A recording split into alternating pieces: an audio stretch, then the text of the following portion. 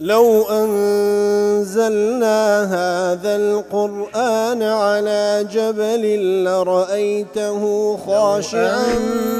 أنزلنا هذا القرآن على جبل لرأيته خاشعا أنزلنا هذا القرآن على جبل لرأيته خاشعا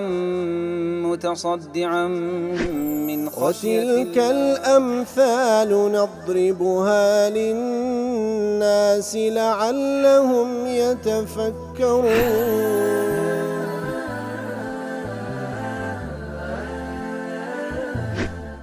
الحمد لله والصلاة والسلام على رسول الله وعلى آله وصحبه ومن والاه. السلام عليكم ورحمة الله. برزان خوش حالم لواني 896 لواني كاين تفسير القرآن في روزبيم وخزمتان ومبس رزامن رب العالمين وهي وادار ويازي سودي لور بقرن. أعوذ بالله من الشيطان الرجيم. بسم الله الرحمن الرحيم. وإذا قرئ القرآن فاستمعوا له وأنصتوا لعلكم ترحمون. والخوش يسمعوا كلواني راب رجل خزمة دوات بيروزة دابوين كلا بيش أو آتخواي قول باسي قرآن بيروزي كركوا بصائر من ربكم وهدى ورحمة. بصائر جمع بصيرة بلقو دليل برتاو روشينية لبودلكان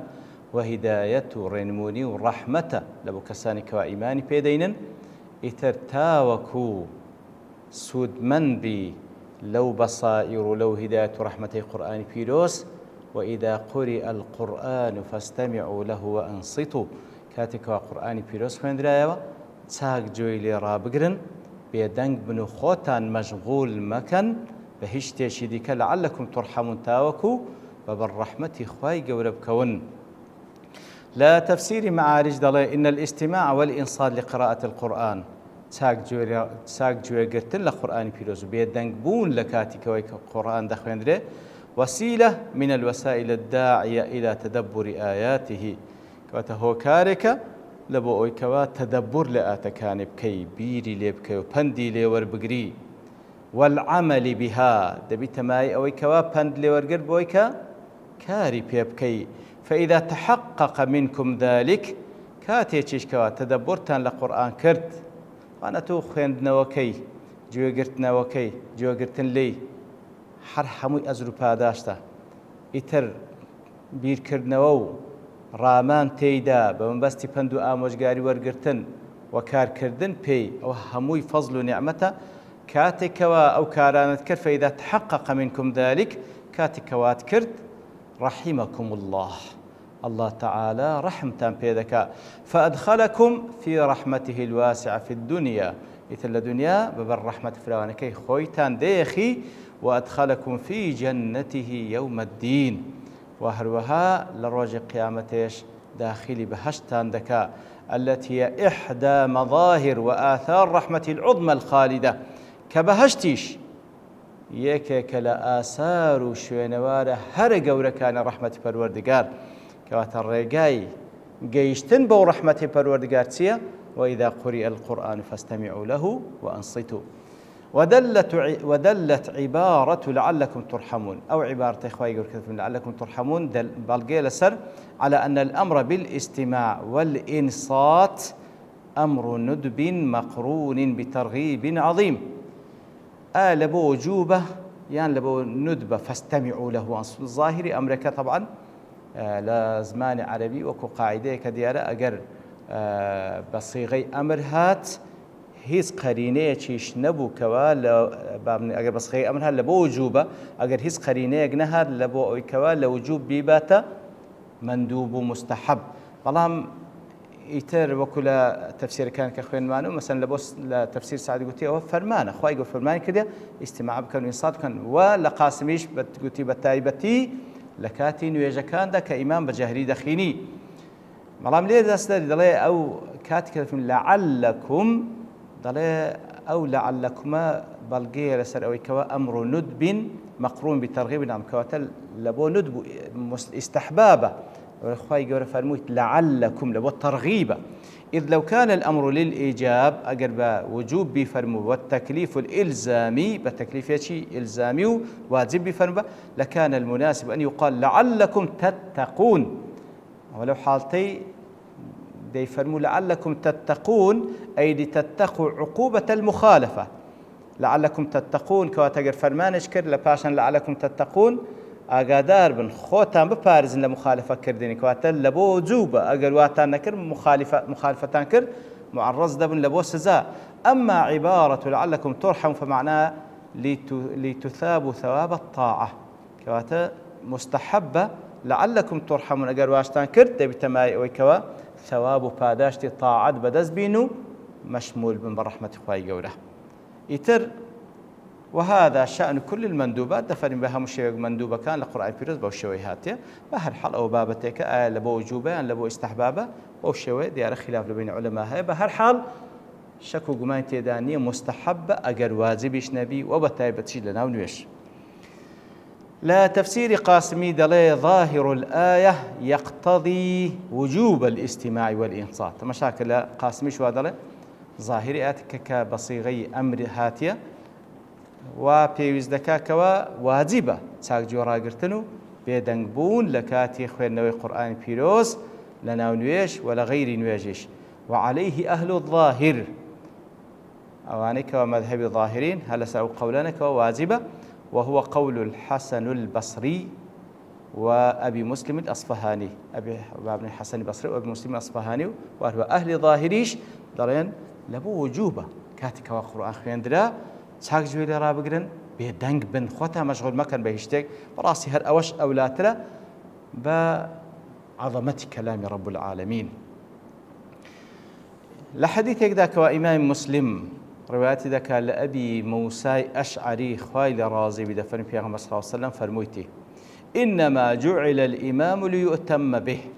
ئیمام لۆ هەندێ دانرا تاوەکو ئیقتیدای پێ بکرێ فإذا كبر فكبروا كاتك وقتي الله أكبر أو زان قوش برين الله أكبر لا الله أكبر بدايته وأنا انتقال أنقول دواي ويبن وإذا قرأ كاتك وقرآن دخينيته فأنصيتوه كقرآن دخينيته أنقول بيدنق بن اشتري كمخينه وكو إمام مسلم وهلوها أهل سنن إمام مسلم أبي موسى الأشعري دجرته أهل سننيش لحديث أبي هريرة لحديث شديكا كوا إمام أبو داود وإمام أحمد رواتيان كرديا لأبي هريرة خوای لێ ڕازی بی دەفەرمی صلى بنا رسول الله صلى الله عليه وسلم صلاة پێغەمبەر صلى الله عليه وسلم پێشنوێژی لێ کردین لە نوێژێکدا لە هەندە ڕوایەتان دەفەرمین لە نوێژی بەیانی بوو فلما فرغ کاتێکەوە با بڵێن تەواو بڵێن نوێژ کە سەلامی داوە قال هل قرأ أحد منكم معي آنفا لەناو نوێژێکا من قورئانم دەخوێندەوە هیچ یەک لەنگۆ لەگەڵە من دەیخوێندەوە فقال رجل من القوم أنا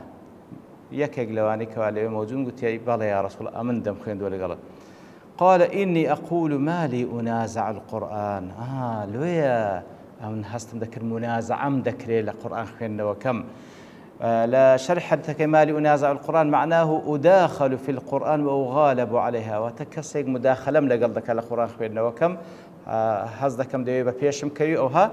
وقد تكون المنازعة بمعنى المشاركة والمناوبة يأخذ بمعنى كسك ديو مشاركة مكوبة وبلغ قلم بخينتوا والروايات كاتب فقال علمت أن بعضكم خالجنيها أي جاذبنيها هذا كم يكتان لقلما وكوب لي راشيشتي وإنما أنكر عليه محاذاته في قراءة السورة لبرتي بيان صلى الله عليه وسلم إنكاري كذلك كسك لقلب خينيتوا حتى تداخلت قراءتان وتجاذبتا وكل أودو قراءات كإمام دخينتو كسش لقل دخينتو وكل مداخلة يكتري دكانو خاصة إمام تشويج لميش كدولو درو اندروز دبي قال أبو هريرة أبو هريرة في الباشا كبيان صلى الله عليه وسلم فانتهى الناس عن القراءة مع رسول الله صلى الله عليه وسلم فيما جهر فيه رسول الله صلى الله عليه وسلم بالقراءة من الصلوات حين سمعوا ذلك من رسول الله صلى الله عليه وسلم وقرأوا في أنفسهم سرا فيما لا يجهر فيه الإمام كواتا باشوي كوا بيستيان في أنصار الله فرمو إتت كسيدك لەگەڵ پێغەمبەر صلی الله علیه و سلم نەی دەخوێندەوە کاتێکەوە پێغەمبەر صلی الله علیه و سلم بەجەهری قورئان دەخوێندەوە لەو نوێژانی کە نوێژ بەیانی و مەغریب و عیشاکەوە بەدەنگ قورئان دەخوێندریتەوە ئیمام هیچ کەسێک لە خەڵکی لەگەڵیان نەدەخوێندەوە و لەوانەی کەوا پێغەمبەر صلی الله علیه و سلم یاخود ئیمام جەهری تێدا ناکە قرأوا سرا في أنفسهم بنهێنی لە نەفسی خۆیان دەیان خوێندەوە. لمعالم السنن كوا خطابية دلي وأما قراءة فاتحة الكتاب كواتا أو هموي متفقين لسلوي كوا لنويجي زهري بيجي نسبينه مغرب وعشاء أو كإمام بدنگ دخيني بيويست أو كاتك وإمام قرآن خويندوا جو لإمام رابقري وأجر خوينتوش تنها خلاف لسلو فاتحي دخويني ويانا غير فاتحي هموي دلين دبي جو الإمام رابقري دبي جو الإمام رابقري والله فاتحي دخويني ويانا اللي وي خلافك يا دلو أما قراءة فاتحة الكتاب فإنه مأمور بها في كل حال خطابي در لمعالم السنن قراءة فاتحة الكتاب وكل الحديث بيغمبر هذا صلى الله عليه وسلم ركن كالأركان كان دبي هرب خويني توا إن أمكنه أن يقرأ في السكتتين فعل أجر بي كرا لبين سكتي كإمام لفاتحي تواو دبي لبين أو لفاتحي تواو دبي هتاو كدس بصورة تشكدك أجر لو بيني خين ديوا أو باشا وإلا قرأ معه لا محالة يعني تهل قلبي خين تو كواتلير ده براستي هروا علماء ترجوا ضلن إمام يعني أنت مش شايف نواج بيغمبر صلى الله عليه وسلم كوا إمامتي كريان نواج زهري كان لدواي أو كوا سورة فاتحي خيندي توا سكتش كرديو نفسش ورقرتيو ياخذ هالدواي سورة الفاتحة سكتش كرديا أو إذا سكت نفس اللي قال يانا يكسر دستي بصورة كواتا رانا واستعه كواتا دفرمي أو إذا طبعا لا هندق مذاهب كواتا أو هندراب وساتا مأمومك فاتحي دخيني لو حالتي أجر إمام لو لسر أو مذهبي بكوا لدواي فاتحة وستا مجالي دابا مأموم كان فاتحة بخينين با فاتحة لو حالتي بخين أدي أجر وانا بو وكنت ما براستي أو كذا جير دريتوا بإسنادي صحيح لأن يجي بيغمبر صلى الله عليه وسلم كوا لدواي فاتحة رانا وستا يكسكتي كدير دستي با سورة كيت كردي لدواي أوا أدي تسبكها لو حالتي دلي قرأ معه لا محالة قرأ معه لا محالة بالغ الإمام بخينته بالي أوش رأيشي زوانا لقال إمام آيات بعد الحمد لله رب العالمين أويش لدواي بنت الحمد لله رب العالمين طبعا وثمان لدلي خوي بس زمان دابي نك بس صوتي شي برس لقال إمام هتاوكو لو حاطي لكوتاي سورة الفاتحة أو حديثش لقال زيد بيتن كاتك لقال إمام آمين دكا وفاتحي باب الإمام باب تأميني إمام ملائكته مأمون كلقال يكتب أو فضل شيء قبله كاتيانو لو بيني لسكتكي دخيني توقر إمام راب وستيانو وتوكو اقتداء في صلى الله عليه وسلم إمام هرانا وستي سكتشي هي ويكسر داس بصورة كاتواسا كلقال إمام آيات بآيات بخيني توا والله أعلم. لا بابلين كتابك شي ياخذ نسراوي شي إمامي بخاري بناوي القراءة خلف الإمام القراءة خلف الإمام ولحديث كيناتي أو حديثاش كإمام بخاري ناتي ولو كتابي نقل صح كي لو كتابي كبناء القراءة خلف الإمام وحديثكش إمام الباني ده حديثش حسنة عبادي كري صامد دجيرته خويل راد فرمي في صلى الله عليه وسلم فرموي بأصحابي فرمو تقرؤون القرآن إذا كنتم معي في الصلاة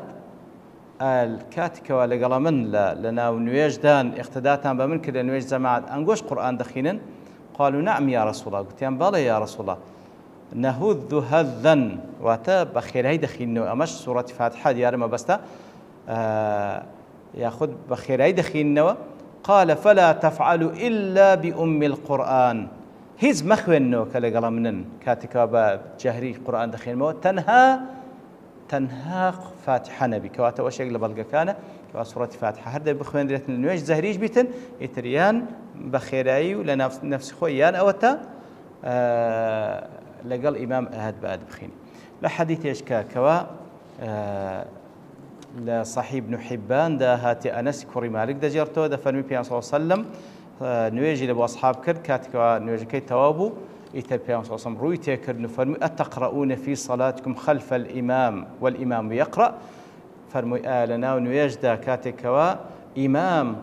قرآن دخينتو أنقوش قرآن دخينا فسكتوا أهم بيدنق بون فقالها 3 مرات سيزارا وبرسيال لي كردن